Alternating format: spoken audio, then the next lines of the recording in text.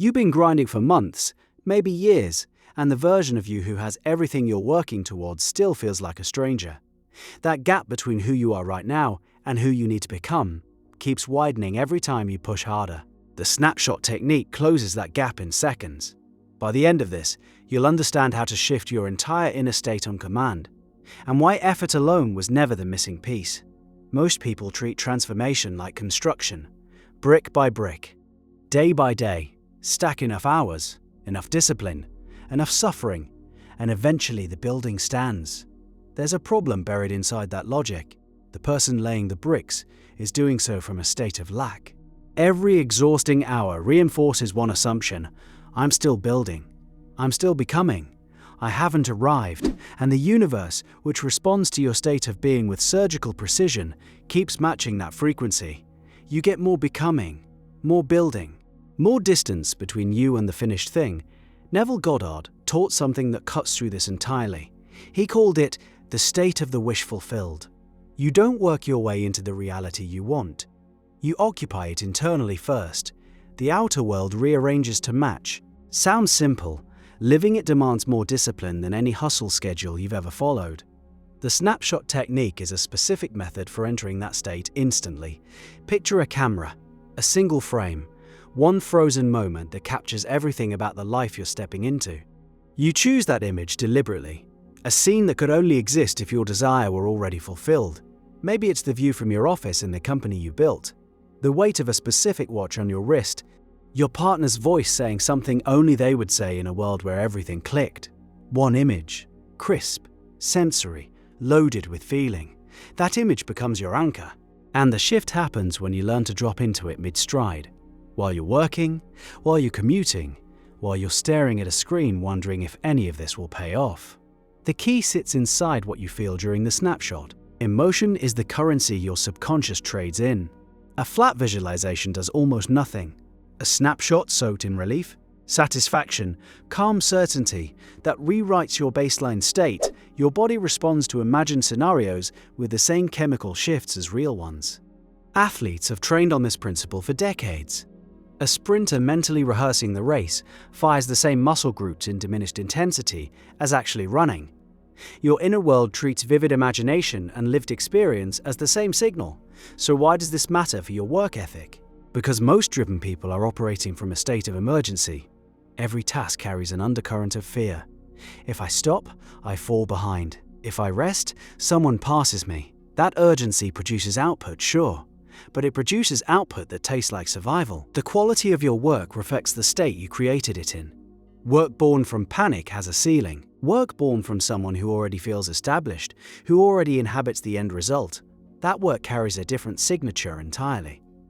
Think about the last time you watched someone operate from total confidence, a surgeon mid-procedure, a chef who's made the dish 4,000 times. Their movements have a particular ease, economy, no wasted motion. They inhabit the outcome before the task is done. That inhabitation changes the execution itself. The Snapshot Technique gives you access to that same ease. You freeze a single moment of your fulfilled reality, and you practice returning to it until the feeling becomes your resting state. The practice looks deceptively simple. Close your eyes for 10 seconds, see the snapshot. Feel what that version of you feels, the settled satisfaction of someone who already crossed the finish line. Open your eyes, continue working. The entire process takes less than a minute. The discipline comes in repetition. Your old state has momentum. Years of programming, years of I'm still getting there, years of associating hard work with struggle. That momentum pulls you back constantly. Every setback triggers the old story. Every slow week whispers that maybe you're fooling yourself. This is where most people abandon the technique and retreat to pure grinding.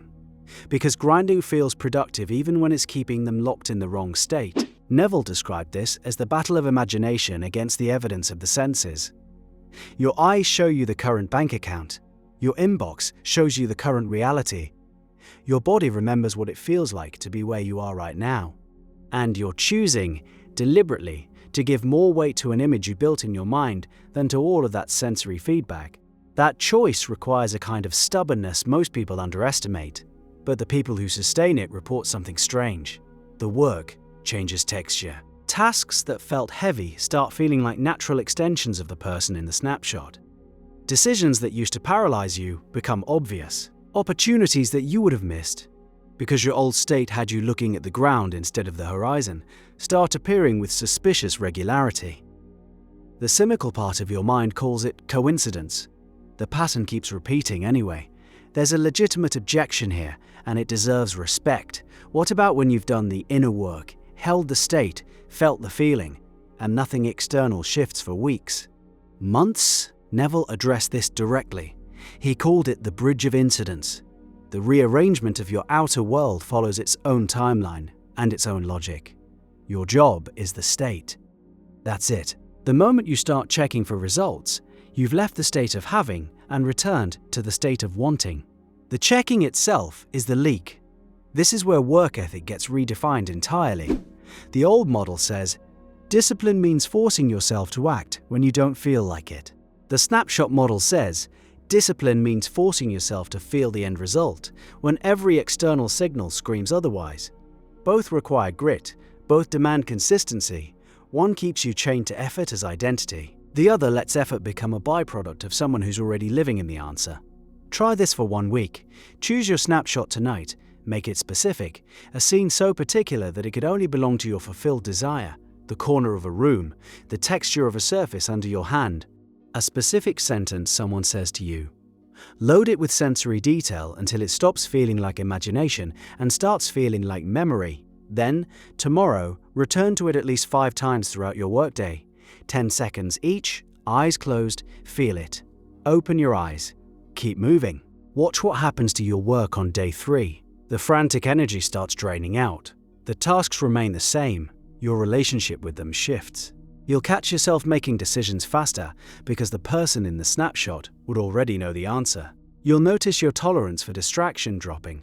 The person in that image has a specific gravity that pulls focus naturally. Here's the part that trips up high achievers specifically. You've built your identity around effort. The grind is who you are. The snapshot technique asks you to release that identity and step into one where the results already exist. That means the grind can't be your source of self-worth anymore. For someone who's defined themselves by how hard they work, that release feels like freefall. It feels irresponsible, like you're cheating. You're recalibrating. The effort continues. Often it increases because aligned action has less friction and more momentum. What drops away is the suffering you attach to it. The anxiety engine that powered your productivity gets replaced by something quieter and substantially more effective. Certainty. Abdullah, Neville's own teacher, demonstrated this principle with one infamous instruction. When Neville wanted to travel to Barbados and had no money for passage, Abdullah told him to sleep that night in Barbados, to feel the sheets of his childhood bed, to hear the sounds outside his window, to fall asleep as the man who was already there. Neville struggled with it. The boat ticket didn't exist. The money didn't exist. Abdullah's response was to shut the door in his face and tell him he was already in Barbados. The passage materialized within days through a series of events Neville could never have orchestrated consciously. The snapshot is your version of that Barbados bed. One frozen frame of your fulfilled reality, practiced with the consistency you currently reserve for checking email and second-guessing your strategy. Your work ethic was never the problem. The state you were working from was the entire equation. Choose the snapshot. Practice the feeling. Let your effort flow from arrival instead of reaching. The version of you who already has what you want is waiting inside a 10-second image you haven't built yet. Build it tonight.